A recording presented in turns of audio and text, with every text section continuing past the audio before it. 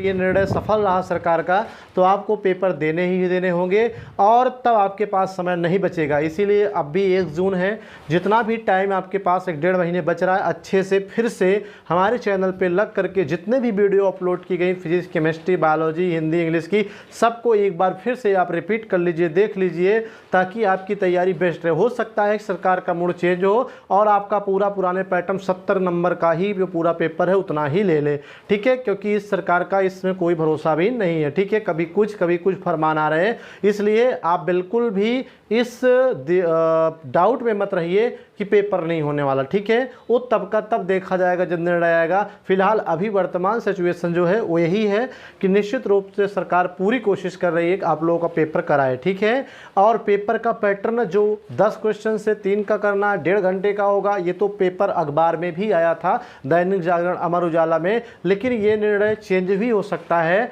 ठीक है। हालांकि कुछ लोगों ने सुप्रीम कोर्ट में दाखिल किया था, एक याचिका दाखिल किया था कि 12वीं की बोर्ड परीक्षा ना करा जाए क्योंकि कोरोना की तीसरी लहर बच्चों पे पड़ने वाली है।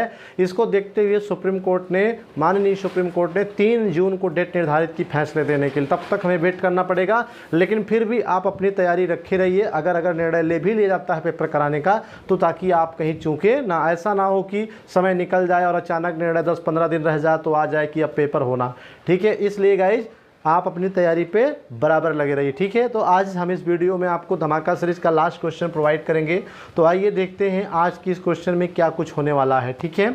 तो यहाँ पर जो क्वेश्चंस है ये बायोलॉजी सब्जेक्ट के अंतर्गत है, 12th के स्टूडेंट्स के उन लोगों के लिए है जो बोर्ड एग्ज़ाम 2021 का देने जा रहे हैं, ठीक है। अब यहाँ पर जो क्वेश्चन है कि निम्नलिखित में से किसी एक रोग कारक, ठीक है, किसी, यहाँ पर थोड़ा सा क्वेश्चन मिसप्रिंट है कि निम्नलिखित में से किसी, ठीक है, किसी एक रोग के कारक, ठीक है, लक्षण और बचाव व उपचार को समझाइए, ठीक है। मतलब ये कह रहा है कि यहाँ पे निम्नलिखित डेंगू दिया है, चिकनगुनिया दिया है और मलेरिया दिया है। 3 टाइप के यहाँ पे प्रश्न में आपको का, खा, ग विकल्प के रूप में टॉपिक्स दिए गए हैं। अब इन तीनों टॉपिक्स में अर्थात 3 प्रकार के रोगों में किसी एक रोग का विस्तृत वर्णन करना है, अर्थात उस रोग के बारे में आपको समझाना है, ठीक है। क्या क्या समझाना है कि रोग का कारक क्या होता है, मतलब कौन फैलाता है, और लक्षण क्या होते हैं, बचाव क्या होते हैं, और इसके उपचार को समझाना है, ठीक है। इतने टॉपिक्स को यहाँ पे क्लियर करेंगे हम लोग, ठीक है। हालांकि जब हम आपको रोग व स्वास्थ्य एवं रोग वाला चैप्टर पढ़ाया था तो वहाँ पे आपको इन रोगों के बारे में टॉपिक के रूप में बताया होगा, लेकिन यहाँ एज ए क्वेश्चन के रूप में आपके सामने आज हम डिस्कस करेंगे, ठीक है। इसमें आपका जो मलेरिया होगा, ठीक है, चिकनगुनिया होगा, इसका मैंने ऑलरेडी क्वेश्चंस बना के आपको वीडियो में दिया है और टॉपिक पढ़ा रहे थे तब भी दिया है। तो यहाँ पे हम डेंगू की बात करते हैं, ठीक है। डेंगू के आपको क्वेश्चंस नहीं दिए गए थे, आज हम इसमें डेंगू को चुन रहे हैं क्योंकि क्वेश्चन में कह रहा तीनों में से किसी एक के बारे में ही वर्णन करना, ठीक है। तो डेंगू क्या होता है, कैसे फैलता है, कैसे लक्षण इसके होते हैं, कैसे जाने कि ये डेंगू है या मलेरिया है, हाउ टू डिफर, कैसे डिफरेंट करें, और इसके बचाव क्या है, उपचार क्या हैं, इन सब बारे में आज हम इस टॉपिक्स में देखेंगे, ठीक है गाइस। तो आइए देखते हैं आज के इस टॉपिक में। तो पहला हमने कहा आपको चिकनगुनिया और मलेरिया को मैंने ऑलरेडी वीडियो बना के दिया, तो आज हम डेंगू की चर्चा करने जा रहे हैं। डेंगू क्या होता है, ठीक है, चाहे इसे डेंगू कहते हैं या डेंगू भी कहते हैं, इसका एक और नाम है दोस्तों, हड्डी तोड़ बुखार कहते हैं। क्या कहते हैं, हड्डी तोड़ बुखार। क्यों, क्योंकि जैसे अभी कोरोना में बुखार हुआ या नॉर्मली वायरल फीवर होता है तो ऐसी स्थिति में आपको उतना बॉडी में एक या पेन नहीं होता है, लेकिन अगर डेंगू हो जाता है तो पूरे शरीर के मांसपेशियों में, पूरे हड्डियों में इतना भयानक दर्द होता है कि आपका चलना फिरना और अंगों को हिलाने डिलाने में बहुत असहनीय दर्द होता है, इसलिए इसे हड्डी तोड़ बुखार भी कहते हैं, ठीक है। तो आइए देखते हैं डेंगू क्या होता है। सबसे पहली चीज़, यह एक उष्णकटिबंधीय क्षेत्रों में फैलने वाला संक्रामक वायरल रोग होता है, ठीक है। अर्थात डेंगू जो होता है ये पूरे विश्व में हर जगह नहीं फैलता है, सिर्फ उष्णकटिबंधीय क्षेत्र वाले जो देश हैं ऐसे क्षेत्रों में ये संक्रामक वायरल रोग है वायरल रोग का मतलब होता है कि वायरस द्वारा फैलने वाला रोग होता है। अब आप सोचेंगे कि सर मैंने तो सुना था कि डेंगू मच्छर के काटने से होता है। राइट है, डेंगू मच्छर के काटने से ही होता है, लेकिन मच्छर ने जब काटा उसी समय एक प्रकार का वायरस आपकी बॉडी में क्या कर दिया, छोड़ दिया। अब वह वायरस पूरे बॉडी में रह करके क्या करता है, डेंगू रोग को फैलाने का काम करता है। ठीक है, अर्थात मच्छर तो वाहक का काम किया। मच्छर ने क्या किया कि जब आपके शरीर से काटने के बाद ब्लड निकाला उसी समय वो वायरस आपकी बॉडी में छोड़ दिया। अब वो वायरस पूरे बॉडी में रह के क्या करेगा, डेंगू जैसे घातक रोगों को जन्म देता है। ठीक है, तो मच्छर वाहक है, लेकिन ये रोग जो एग्जैक्टली होता है वो किससे होता है, वायरल अर्थात एक प्रकार के वायरस से होता है। उस वायरस का नाम आगे दिया है कि जो प्रायः flavi virus, that's important point याद रखना कि डेंगू का जो वायरस है ये किससे होता है, फ्लेवी वायरस द्वारा होता है या फैलता है। और यह ठीक है प्रायः मलेरिया फैलने वाले क्षेत्रों में ही पाया जाता है। अर्थात डेंगू का प्रकोप कहाँ ज़्यादा होता है, जहाँ पर मलेरिया फैलता है जिन क्षेत्रों में, वहाँ पर ही डेंगू फैलने के चांसेस ज़्यादा से ज़्यादा रहते हैं। ठीक है, क्योंकि मलेरिया के मच्छर और डेंगू के मच्छर ये दोनों का जो वासस्थान है एक जैसा लगभग होता है, इसलिए मलेरिया के मच्छर अगर कहीं पनप रहे हैं तो उसके आसपास के क्षेत्रों में के लोगों में मलेरिया रोग होने की संभावना रहेगी और ऐसे स्थानों पर डेंगू के भी मच्छर पाए जाते हैं और वहां पर ये डेंगू रोग फैलने के चांसेस होते हैं। ठीक है गाइस, तो ये है। अब बात करते हैं आगे कि यह एडीज इजिप्टी मच्छर, ये भी याद रखना। ठीक है, उस मच्छर का नाम क्या है, ये देखो। ठीक है, एडीज इजिप्टी नामक मच्छर जो होता है इसे संक्रमित करता है, अर्थात डेंगू नामक बीमारी से आपको एडीज इजिप्टी नामक मच्छर ही संक्रमित करता है। अर्थात डेंगू रोग जो होता है वो वाहक वाला मच्छर का नाम क्या है, एडीज इजिप्टी। यही मच्छर क्या होता है, ठीक है, बोलो, आपके अंदर क्या करता है, डेंगू रोग फैलाता है। अर्थात यह मच्छरों द्वारा ही मनुष्य में फैलता है। तो बात आ गई ना, जैसा कि मैं कह रहा था वाहक कौन होता है। ठीक है, अर्थात डेंगू रोग को मनुष्य में कौन फैलाता है, वायरस, लेकिन लाता कौन है उसे, उस वायरस को आपकी बॉडी में मच्छर लाता है। ठीक है, अर्थात मनुष्यों में डेंगू रोग क्या होता है, मच्छरों के वाहक के रूप में फ्लेवी नामक वायरस के द्वारा आपकी बॉडी में क्या होता है, ये रोग होता है। ठीक है, इसमें 3 चीज़ें याद रखनी है।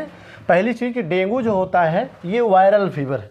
वायरल फीवर का मतलब क्या होता है, बोलिए, कि जो वायरस द्वारा होता है, और उस वायरस का नाम क्या है, फ्लेवी वायरस, और ये मच्छर वाहक होते हैं इसके, उस मच्छर का नाम क्या है, एडीज इजिप्टी नामक मच्छर होता है। ये 3 पॉइंट याद रखिए, ये कहीं भी पूछे जा सकते हैं, बोर्ड एग्जाम के अलावा भी किसी कंपटीशन में, किसी अन्य परीक्षा में भी ये पूछे जा सकते हैं। ठीक है गाइस, 2 हो गया।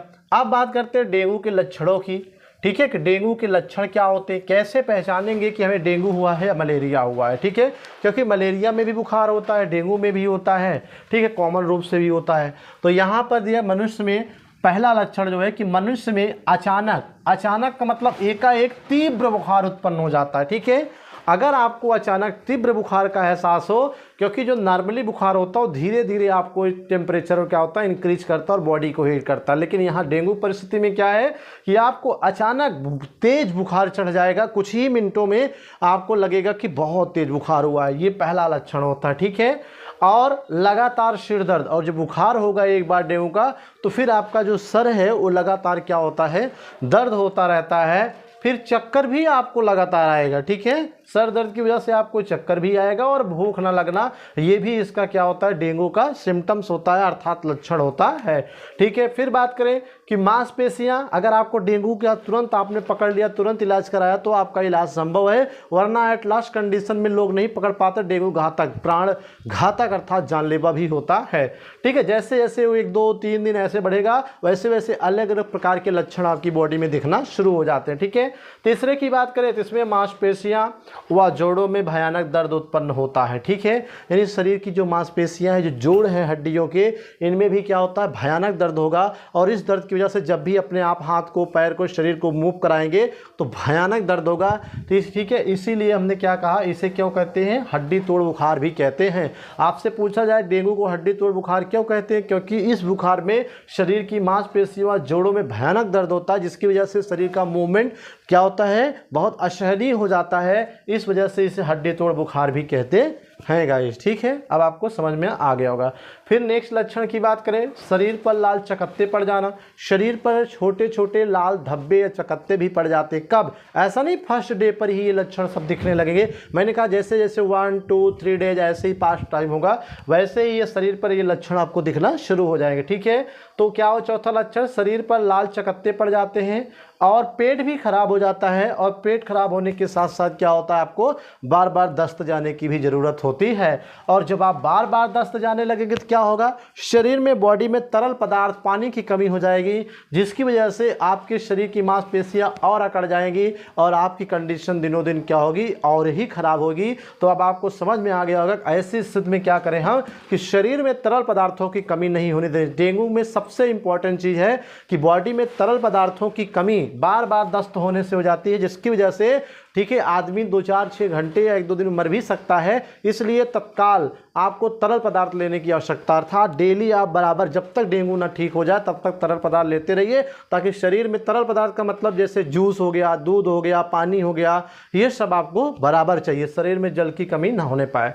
फिर क्या होता है कि रुधिर में प्लेटलेट्स की कमी हो जाती है। ये इंपॉर्टेंट, डेंगू का एक इंपॉर्टेंट लक्षण माना जाता है, ठीक है। पूछा जाता है डेंगू में किस रुधिर की किस कोशिकाओं की कमी हो जाती है। तो आपको पता है रुधिर आरबीसी, डब्ल्यूबीसी, प्लेटलेट्स, ये 3 प्रकार की कोशिकाओं से मिलकर बना है, ठीक है। लेकिन जो प्लेटलेट्स होता है ये लगभग आपके बॉडी में 2.5 से 5 लाख के बीच में होना चाहिए। लेकिन यहाँ अगर आपके शरीर में डेंगू है तो 4 6 10 दिन के अंदर आपका platelets per day 5000 10,000 per day घटेगा। तो अब आप समझ सकते हैं अगर 15 दिन हो गया 15 धामा 1.5 लाख, तो 1.5 लाख आपका प्लेटलेट्स घट जाएगा। और अगर आपके शरीर में 2.5 लाख है, बचा कितना, 1 लाख बचा। और ऐसी स्थिति में शरीर और कमज़ोर हो जाएगी और निश्चित तौर पर अगर सही इलाज नहीं मिला तो मनुष्य की मृत्यु भी हो जाती है। तो ये इंपॉर्टेंट लक्षण है कि रुधिर में प्लेटलेट की संख्या में कमी हो जाती है। और जब प्लेटलेट 2.5 लाख 5 लाख के होना चाहिए, अगर इससे 1 लाख से कम नीचे आने लगता है तो रोगी की हालत बहुत खराब हो जाती है, ठीक है गाइस। तो ये भी अब बात करते हैं 6ठवें लक्षण की। 6वां लक्षण आप यहाँ पे देख रहे हैं शरीर में क्या होना कि शरीर में तरल पदार्थों की कमी होना, ठीक है। मैंने क्या कहा कि यहाँ पे जब दस्त होगा बार बार तो आपके शरीर का जो तरल पदार्थ है, जल है, वो क्या होता है, कम हो जाता है, घट जाता है। इसलिए ये भी डेंगू के एक लक्षण में, प्रमुख लक्षणों में आता है, ठीक है। फिर बात करते हैं नेक्स्ट की कि निरंतर चक्कर आना व कमजोरी होना, ठीक है। तो भाई सीधी सी बात है, अगर इतने लक्षण आपके बॉडी में हैं तो निश्चित तौर पे क्या होगा कि आपको चक्कर भी आएगा और कमजोरी हो जाएगा, ठीक है। ये आपका कंफर्म हुआ। फिर बात करते हैं नेक्स्ट की, रुधिर स्राव होने लगता है, अर्थात जब डेंगू के लगभग 10-15 दिन बीत जाते हैं तो जटिल स्थिति आ जाती है। और ऐसी स्थिति में रोगी के, ठीक है, नाक से, कान से व मल के साथ क्या होता है, रुधिर का स्राव होने लगता है, अर्थात ब्लीडिंग होने लगती है, जिससे रोगी की और जटिल कंडीशन हो जाती है। अर्थात इस अवस्था में अगर उससे उचित उपचार नहीं मिला तो निश्चित तौर पे उसकी जान जा सकती है, ठीक है। फिर बात करते हैं ठंड लगना, व्यग्रता उत्पन्न होना। ठंड लगना तो आप समझ ही रहे, व्यग्रता का मतलब व्याकुल होना, घबराहट होना, ऐसी स्थिति उत्पन्न हो जाती है। और अगर अब भी इलाज ना मिला तो समझो कि डेंगू का मरीज मर गया, ठीक है। तो ये आप पे क्या हुए, इतने लक्षण आपको डेंगू के बताए गए, ठीक है। अब बात करते हैं डेंगू के उपचार की कि what are treatment of dengue disease, ठीक है। उपचार क्या है इसका, तो आपको पता है जिस तरह से कोरोना वायरस की कोई एग्जैक्ट दवा नहीं बनी है, ठीक वैसे उसी प्रकार से ये जो डेंगू फैलाने वाला फ्लेवी वायरस है, इसको मारने का भी कोई निश्चित और सटीक दवा या उपचार नहीं है। लेकिन फिर भी लक्षणों के आधार पर इनका उपचार कर दिया जाता है, ठीक है। जैसे इसका कोई सटीक उपचार या दवा नहीं है, लेकिन इसके उपचार में सहायक चिकित्सा ही प्रभावी होती है। सहायक चिकित्सा का मतलब क्या होता है कि जो लक्षण हैं, जिस हिसाब से लक्षण आते हैं उन लक्षणों के हिसाब से रोगी को दवा दिया जाता है। और धीरे धीरे बराबर केयर टेक करते रहने से 100 में से 95% रोगी क्या होते हैं, बच जाते हैं, ठीक है। तो वही चीज़ है कि सहायक उप चिकित्सा ही प्रभावी है, जिसमें रोगी को पैरासीटामॉल, भाई बुखार है, डेंगू एक प्रकार का बुखार है तो बुखार में तो पैरासीटामॉल देना लाजमी है, ठीक है। तो ये पैरासीटामॉल दी जाता है और माइसोफेनोलिक एसिड टैबलेट और रिबाविरिन औषधि क्या होता है इसमें प्रयोग किया जाता है। तो ये पैरासीटामॉल, माइसोफेनोलिक एसिड और रिबाविरिन औषधि, ये 4 प्रकार की औषधियाँ हैं जिसको देने से इन लक्षण के क्या होते हैं, ये लक्षण खत्म हो जाते हैं और रोगी धीरे धीरे क्या होता है, ठीक हो जाता है। लेकिन इन दवाओं के साथ साथ रोगी को तरल पदार्थ अवश्य देते रहना चाहिए। समझ में आ रही बात कि नहीं? तो ये आपका क्या हो गया कि रोगी का डेंगू का उपचार हो गया। ठीक है, अब इसी उपचारों के बाद अगर हम बात करें कि डेंगू मान लीजिए फैल गया है या उस क्षेत्र में और अधिक ना फैले, इसके लिए कैसे उसे कंट्रोल किया जाए और इसका बचाव क्या क्या होता है। ठीक है, कैसे हम बचें कि हमें डेंगू ना हो। ठीक है, और क्या करें कि हमारे क्षेत्र में डेंगू का कंट्रोल हो जाए, नियंत्रण हो जाए, क्योंकि यहाँ पर मैंने क्या कहा, यह एक संक्रामक रोग है। ठीक है, जैसे कोरोना वायरस संक्रामक रोग है तो ये भी एक प्रकार का क्या है, संक्रामक रोग होता है। हालांकि ये एक व्यक्ति से दूसरे व्यक्ति में नहीं फैलता है, लेकिन चूंकि मच्छरों द्वारा फैल रहा है तो मच्छर अलग अलग रोगों को, अलग अलग व्यक्तियों को अलग अलग समय पे जाके क्या कर सकते हैं, उनकी बॉडी में ये फ्लेवी वायरस डालते हैं। ठीक है, तो इस तरह से ये एक व्यक्ति में ही नहीं बल्कि उस क्षेत्र के कई व्यक्तियों में ये रोग फैल सकता है। ठीक है, तो इसे कैसे नियंत्रण किया जाए, बचाव कैसे किया जाए। तो चूंकि ये रोग कैसे फैल रहा है, मच्छर द्वारा फैल रहा है। अगर हम इस प्रकार के मादा एडीज इजिप्टी नामक मच्छर को कंट्रोल कर लें तो शायद ये फ्लेवी वायरस हमारी बॉडी में नहीं जाएगा। तो आपको समझ में आया होगा कि डेंगू से बचने का सबसे अच्छा उपाय क्या है, मच्छर को कंट्रोल करिए। और मच्छर को कंट्रोल करने के लिए मच्छरदानी का प्रयोग करना चाहिए। और मच्छरदानी के साथ साथ आपको मच्छर पनपने वाली जगह को साफ सुथरा रखना चाहिए,